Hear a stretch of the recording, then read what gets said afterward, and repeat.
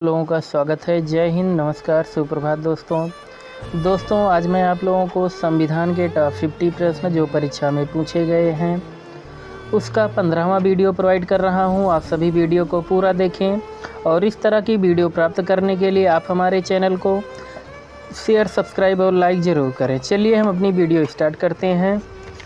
आज का पहला प्रश्न होगा, दल विरोधी कानून एंटी डिफेक्शन लॉ से संविधान का कौन सा संशोधन संबंधित है? तो उत्तर होगा दल बदल के आधार पर अयोग्यता संबंधी प्रावधान। मतलब ये 10वीं अनुसूची जोड़ी गई है, इसके लिए 52वां संविधान संशोधन आवश्यक है। मतलब जो 52वां संविधान किया गया था उसके द्वारा 10वीं अनुसूची जोड़ी गई और दल बदल विरोधी कानून का उल्लेख किया गया 10वीं अनुसूची में। नेक्स्ट हम देखेंगे, डॉक्टर BR अम्बेडकर ने किस मौलिक अधिकार को भारतीय संविधान का हृदय एवं आत्मा कहा है? तो उत्तर होगा संवैधानिक उपचारों का अधिकार। संवैधानिक उपचारों के अधिकार का उल्लेख अनुच्छेद 32 में किया गया है। अनुच्छेद 32 के तहत सुप्रीम कोर्ट 5 प्रकार की रीट जारी करता है। नेक्स्ट हम देखेंगे, 87वें संविधान संशोधन अधिनियम 2003 द्वारा निर्वाचन क्षेत्रों के परिसीमन का आधार किस जनगणना को निश्चित किया है? उत्तर होगा 2001 की जनगणना। नेक्स्ट हम देखेंगे, भारतीय संविधान के उपबंध के अंतर्गत राष्ट्रपति लोकसभा के लिए 2 सदस्य नामित करते हैं। यह सदस्य किसका प्रतिनिधित्व करते हैं? तो उत्तर होगा एंग्लो इंडियन समाज का। अब ये प्रावधान समाप्त कर दिया गया है। नेक्स्ट हम देखेंगे, संविधान सभा के 17 साउन की अवधि में राज्यपाल द्वारा जारी किए गए अध्यादेश की अधिकतम अवधि कितनी हो सकती है? तो उत्तर होगा विधानसभा सत्र प्रारंभ होने के 6 सप्ताह तक। नेक्स्ट हम देखेंगे, संविधान के किस अनुच्छेद में सर्वोच्च न्यायालय के न्यायाधीश पर महाभियोग चलाए जाने का प्रावधान है? तो उत्तर होगा अनुच्छेद 124 में। नेक्स्ट हम देखेंगे, 124 जो है ये सुप्रीम कोर्ट से संबंधित है। दोस्तों ये मुझे डाउट में लग रहा है, आप लोग इसके क्लियर कर लीजिएगा। नेक्स्ट हम देखेंगे, किसी भी राज्य में अनुच्छेद 356 के अंतर्गत राष्ट्रपति शासन कितनी अवधि के लिए लगाया जा सकता है? तो उत्तर होगा 3 वर्ष तक, मीन्स अधिकतम 3 साल तक राष्ट्रपति शासन लगाया जा सकता है। नेक्स्ट हम देखेंगे, वित्तीय विधेयकों को राज्यसभा कितने समय तक रोक सकती है? तो उत्तर होगा 6 माह तक।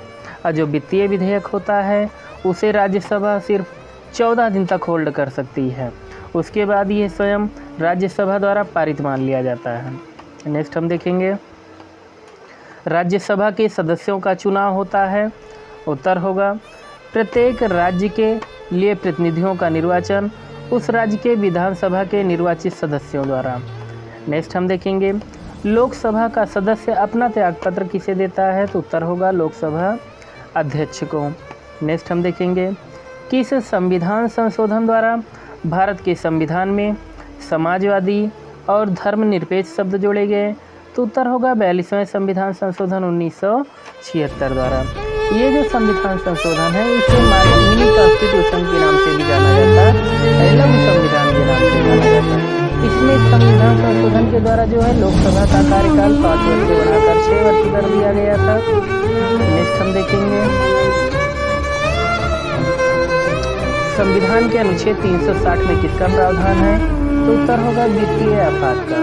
352 में जो है राष्ट्रीय आपात का उल्लेख किया गया है और 356 में जो है राष्ट्रपति शासन का उल्लेख किया गया है। देखेंगे, संविधान के किस अंग में लोक कल्याणकारी राज्य की अवधारणा निहित है? तो उत्तर होगा राज्य के नीति निर्देशक तत्व। राज्य के नीति निर्देशक तत्व जो है आयरलैंड के संविधान से लिए गए हैं। ये भाग 4 में पाए गए हैं। भाग 4 में अनुच्छेद 36 से 51 तक स्थित है।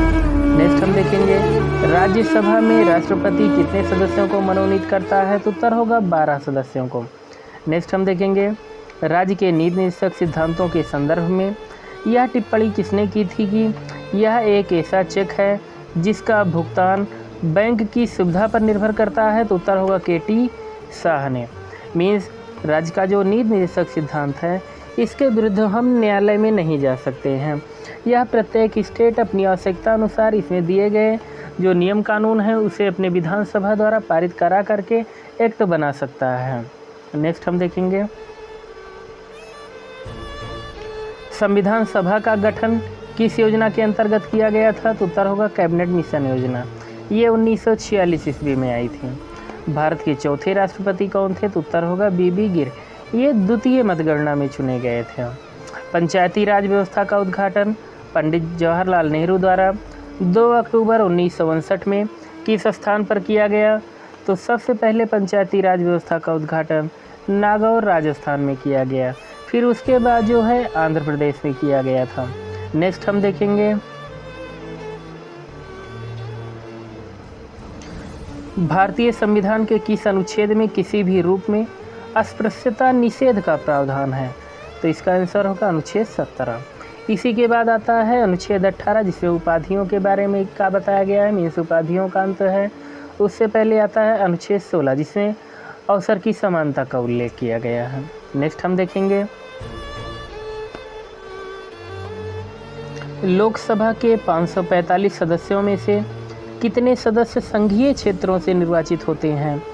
तो उत्तर होगा 13 सदस्य।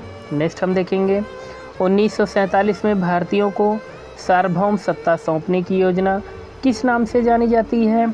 तो ये माउंटबेटन योजना के नाम से जानी जाती है। इसे हम 3 जून योजना के नाम से भी जानते हैं। नेक्स्ट हम देखेंगे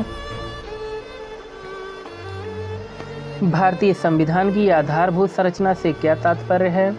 तो उत्तर होगा संविधान के कुछ लक्षण ऐसे अनिवार्य हैं कि उनका निराकरण नहीं किया जा सकता।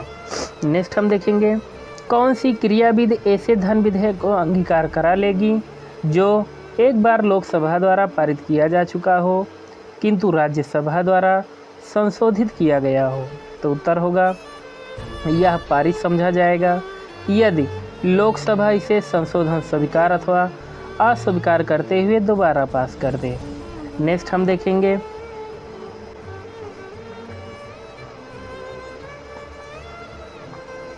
न्यायिक पुनरावलोकन में न्यायालय को अधिकार है कि मतलब न्यायिक पुनरावलोकन क्या होता है, जिसमें न्यायालय को क्या अधिकार दिए जाते हैं? सबसे पहले तो हम जानेंगे कि ये विधि ली कहाँ से गई है। तो ये अमेरिका के संविधान से लिया गया है। तो इसमें न्यायालय को जो अधिकार दिया गया है वो क्या है? यदि कोई कानून या आदेश संविधान के विपरीत हो तो उसे असंवैधानिक घोषित किया जा सकता है, मीन्स वो जुडिशियल रिव्यू में चला जाता है। नेक्स्ट हम देखेंगे लोकसभा का कोरम कुल सदस्य संख्या का कितना होता है? तो उत्तर होगा 1/10। इसे याद रखिएगा। संविधान सभा से मुस्लिम लीग के बहिष्कार का प्रमुख कारण क्या था? तो उत्तर होगा मुस्लिम लीग मुसलमानों के लिए एक अलग संविधान सभा चाहती थी। नेक्स्ट हम देखेंगे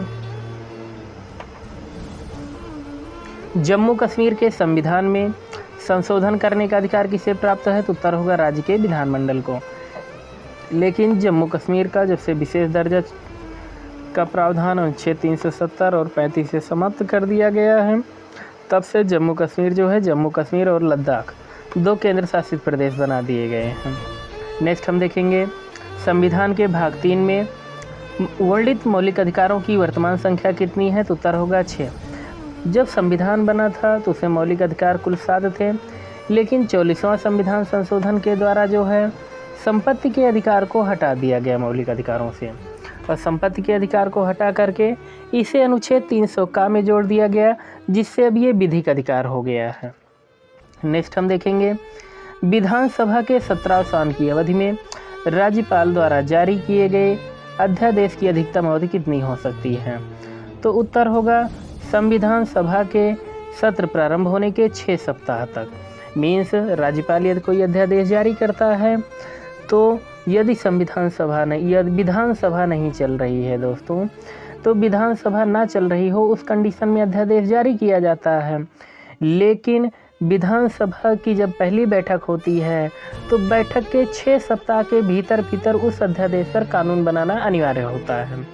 यदि विधानसभा कानून नहीं बनाती है तो वह अध्यादेश स्वयं ही निष्क्रिय हो जाता है। नेक्स्ट हम देखेंगे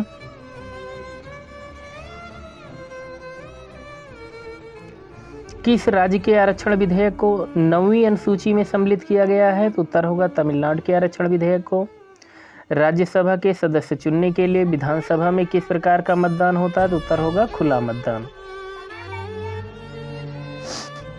किस सदन का अध्यक्ष सभापति उसका सदस्य नहीं होता? तो उत्तर होगा राज्यसभा का।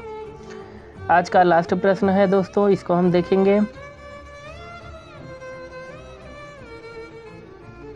यदि किसी विधि या संवैधानिक संशोधन को 9वीं अनुसूची में रख दिया जाए तो इसका परिणाम क्या होता है? तो उत्तर होगा वह न्यायालय में वाद योग्य नहीं रह सकता। अगला प्रश्न होगा, एकमात्र कौन सा अधिकारी किसी भी सदन की कार्यवाही में भाग ले सकता है? तो उत्तर होगा भारत का अटॉर्नी जनरल, महान्यायवादी, लेकिन ये मतदान नहीं कर सकता है। भारत की स्वतंत्रता के समय कांग्रेस के अध्यक्ष कौन थे? तो उत्तर होगा JB कृपलानी। दोस्तों, इस तरह की वीडियो प्राप्त करने के लिए आप हमारे चैनल को शेयर, सब्सक्राइब, लाइक ज़रूर करें। और यदि आप हमें किसी भी प्रकार का सजेशन देना चाहते हैं तो कमेंट करके ज़रूर बताएं। धन्यवाद आप सभी को।